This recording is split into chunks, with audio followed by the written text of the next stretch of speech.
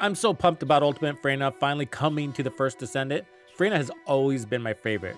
Well, she was until I had to put her on hold because, Ultimate Freyna was looming on the horizon. If you've been holding off like I did, get ready to celebrate because her big day is almost here. Lucky for you, I've got your back with a detailed guide that'll make sure you're more than prepared when Freyna lands. We've got everything covered. And yes, even a checklist. So let's dive in and get you set for her arrival. Roll the intro.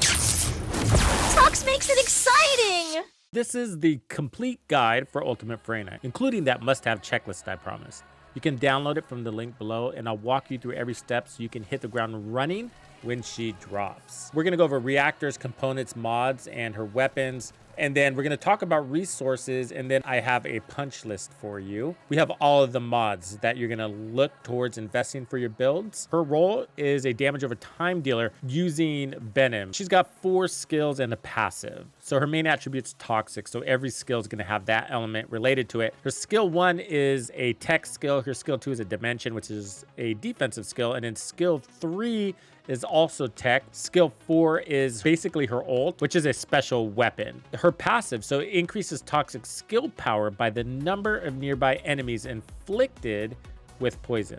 So for Descendants, you have 12 mod slots, and Ultimates typically come with 3 that are already polarized to whatever symbol you need here. You don't typically have to catalyze your Transcendent slot, but you do end up catalyzing your sub. So in the end, you're going to spend at least 8 catalysts on Ultimate Freyna. And to peak out your Descendant, you also need to put at least 1 energy activator. So the punch list accounts for both of those 2 things. I can't stress this enough. The most important thing you can do to get ready for Ultimate Freyna is craft as many catalysts between now and then and stack them up in your inventory. The reason why is because this is now officially the slowest part about leveling up your Descendant. It's not any of these materials. It's not the leveling process itself because they buffed the XP across multiple events, so you can do it in a relatively short amount of time. Let's just say 30 minutes to be fair, but it's possible to do it a lot faster than that. So it's gonna hold you back if you don't have catalyst crafted. So you're gonna level up your character in, let's just say 30 minutes, and then what? Well, you're gonna have to stand around for 7 hours waiting for your next application of a catalyst. One of the issues with the game, so the more catalysts you have baked in advance, then the faster you can get your Freyna into the content that you really wanna be focusing on. And by all means, have at least 1 energy activator ready for when you get Ultimate Freyna. So I know, I get it. The process to farm for catalysts is annoying. And I felt like that's all I was doing in the game. And with each Descendant needing at least 8 catalysts, if not more, it gets crazy. And I'm not even talking about weapons. When I say 8 catalysts, that's just for Ultimate Freyna. But weapons, each weapon is gonna need 8 more. So look at the 8 catalysts as the minimum you need. So if you're thinking about, oh, I'll get 4 now and then craft the rest as I'm getting her or something. Well, yeah, but it's just that you're gonna need more for your weapons too. So there's those, and then same process. So ideally, the best strategy is to level your weapon while you're leveling your Descendants. Since you're doing the XP farm anyways, you might as well kill 2 birds with 1 stone. You're gonna be trying to spend 2 catalysts at the same time. Now, weapons are a little bit slower at leveling, so it's not gonna level exactly like that, but in theory. Currently, there are 4 Transcendent mods for Freyna. You're gonna wanna farm those now, and then look forward to more Transcendent mods that will be exclusive to Ultimate Freyna. Then you're gonna wanna get at least these 2 external component sets for her. So the Slayer set is good because that gives you some incredible skill damage, and then the Venom Essence set, which is all built around Freyna's toxic abilities. As far as reactors go, you're going to need 2. We're gonna go through which ones those are. And then I recommend at this stage, 3 ultimate weapons for Freyna to make sure you have ready to go. You're gonna wanna stock up on gold. We'll talk about how much. You're gonna wanna stock up on Kuiper as well as shards, because I'm sure some of her patterns are gonna be locked behind some void activators. We'll see. But better safe than sorry. You're gonna wanna upgrade your weapons as much as possible at this stage. And what I mean is upgrading their unique capabilities. And then you're gonna want 30 precise ion accelerators. So let's talk about reactors. They're called a toxic mechanics reactor. That's the one you're gonna be after. It's got the toxic skill power boost ratio there that you're looking for, and then also tech. So you want tech because, well, most of her skills are tech. Let's do this! So currently, I think the best stats to have down below are going to be toxic and tech. Then some other good options are going to be cooldown and range and duration. That's for one version. The other version, you're gonna want damage to Colossus and then tech skill power boost ratio. So that's for your boss build. And that's where the weapons come in. I recommend going for ultimate mounts and pairing it up with ultimate weapons. You're gonna want the Secret Garden. That's what I'm holding here. And by doing that, you're gonna get an additional 20% compared to a rare reactor. So we're getting a total of 160% skill power. It's pretty snazzy, but this is the Secret Garden. It's going to give you an increase to skill damage that stacks. And this only works for tech skills. So that's where it's handy. And the catch is that there's a skill cost to it. And in order to eliminate that skill cost, you need to fully prestige the weapon up. So as you can see, I've leveled it up 4 times here. But if you're like me and you don't like shooting the tactical rifles, then you might instead consider the Fallen Hope. And I really like the Fallen Hope, actually. I think it's a pretty cool weapon. On hitting a poisoned enemy, increase firearm attack and apply this buff to the attack. So on defeating a poisoned enemy, the defeated enemy will trigger an explosion with a certain chance of inflicting additional damage. I know that one argument might be that, well, we don't need any more DOT or collateral damage or AoE because she's already doing it. Well, there's a couple things about that. For one, this is an assault rifle and it just shoots better, it just handles better. The thing is, currently, and I don't know if it's gonna be like this with Ultimate Freyna, but she has to shoot. Even if her skills are really strong, you have to get one of those enemies eliminated so that the poison will start spreading. And so you have to shoot. So if you don't like shooting the tactical rifle, this might be your answer. It's basically like another skill for Freyna, except it doesn't require mana. And you might be thinking, well, I'll just do a really good job of managing my mana. Fair, I like where your head's at. Except there's a lot of content in this game where they throw out enemies that disable your mana and drain it. So what then? Well, you have to lean into your weapon. Well, what about having a weapon that doesn't just do damage, but that does more damage to status affected targets and does collateral damage like Freyna's skills without actually using the skill, right? So that's where this weapon is really nice. That's one of the ways the devs try to increase the difficulty of content is by disabling your skills. So this is a great way to maintain your damage with Freyna because Freyna is so skill orientated. This is a way to keep her in the fight. And we haven't even talked about mods yet. Because this weapon inflicts poison, it activates or keeps those special poison and toxic and venom mods that are in the game active. It keeps that damage active. Where if you're running the Secret Garden and your skills are disabled and you're shooting that enemy, you've lost a lot of power because you're probably going to be running those mods on your Secret Garden too. So your skills are stronger, but you can't use them. And then you lost your damage because you're not able to poison the enemies you're shooting. You get me? Both are great options.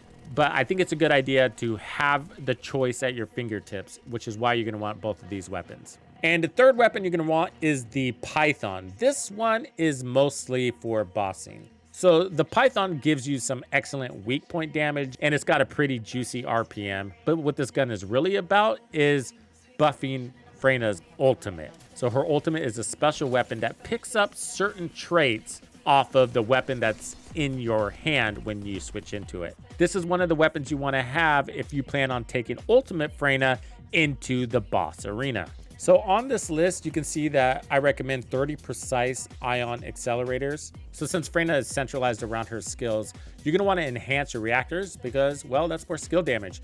And it's really easy to do. You just got to step up here, select a reactor, and hit how many levels you want, which are 2 possible, and then hit go for enhance. And you're going to need these precise ion accelerators to do that, and it scales depending on how many levels you are taking.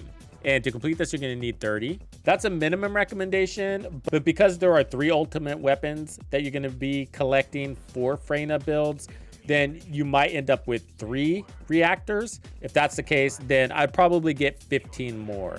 Let's talk about components. So for synergy and for the shooter setup, of course it's a skill setup, but for builds where you want to bring in a little bit more weapon damage with the skills, then the Venom set is very attractive. I like this set and I use it now. And you get it from fighting the Swamp Walker on a hard difficulty. You need 2 to get toxic skill power at 6.2%, and when you equip 4, you're gonna get the special bonus. You're gonna get tactical rifle and assault rifle firearm attribute effect trigger rate plus 12%, which is great because we're looking to run the Secret Garden and the Fallen Hope, which fits perfectly into that. And then for each poison stack inflicted upon enemies, firearm attack plus 2%, skill power modifier plus 0.7% for 5 seconds at a 30% chance, up to 10 stacks, 5-second duration. As far as the primary stats on the external components, they're going to be locked in. So the auxiliary power is going to force you to have shield, and then you're going to get defense, and then finally HP. For the secondary attributes, I have recommendations for you. What you're basically going to want to focus on for the auxiliary power, max HP and MP recovery, because you're going to want to spam her skills as much as reasonably possible. And then on the sensor, you're going to want max MP and then consumable drop rate modifier. That means more mana and more HP, not to mention ammo. And then memory unit, you're going to want defense and MP recovery modifier. And then on the processor, you're looking for max shield and then item acquisition distance increase. The other one is the 4-piece Slayer set. This one you can get from Pyromaniac on hard mode.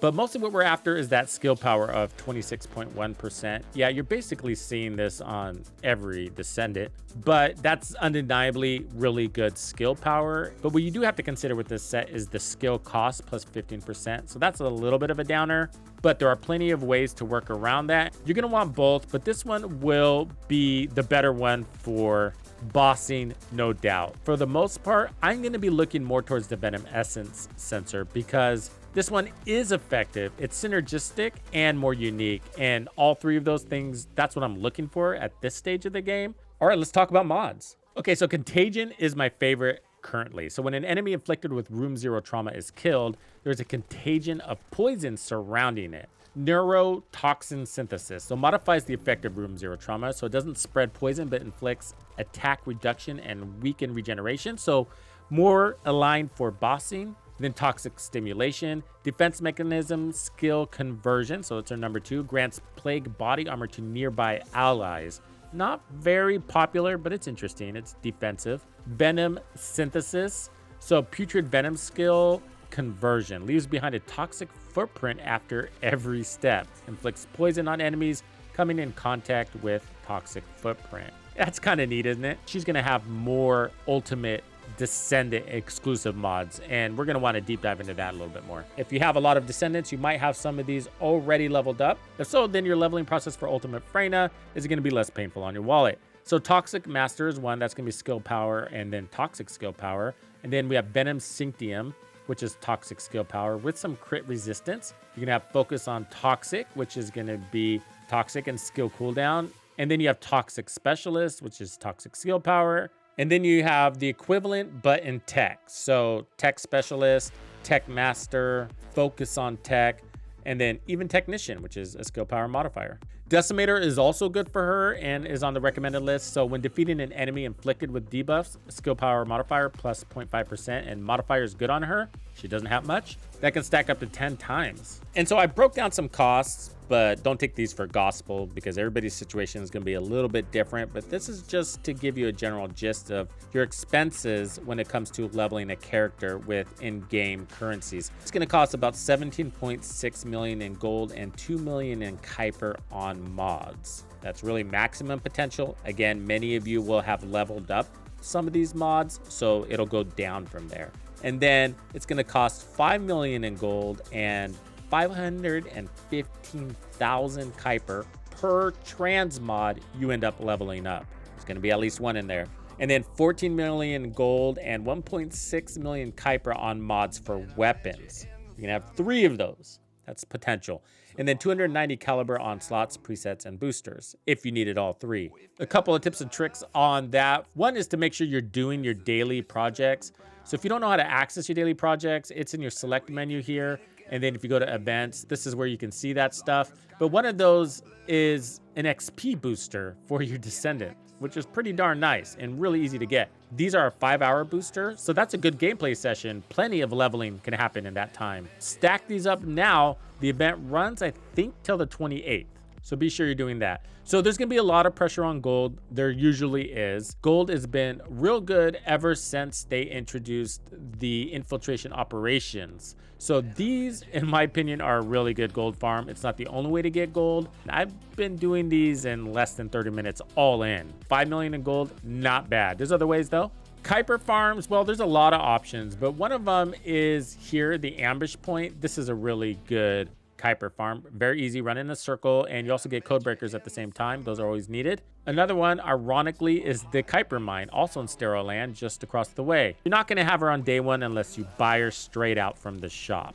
Most of us are gonna grind, and we don't know how long it's going to take to grind her out. Is it a day? Is it a week? We don't know.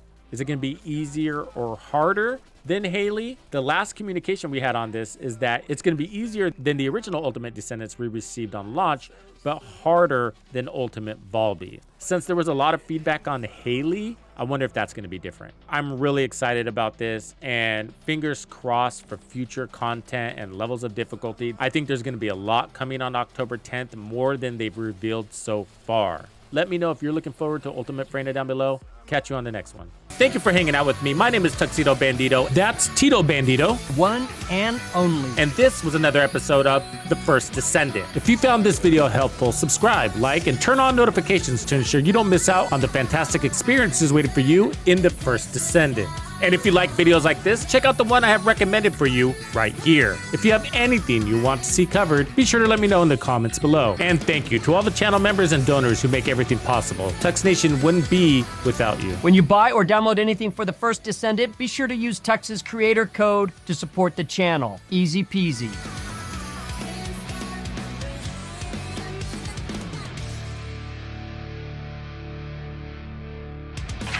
Follow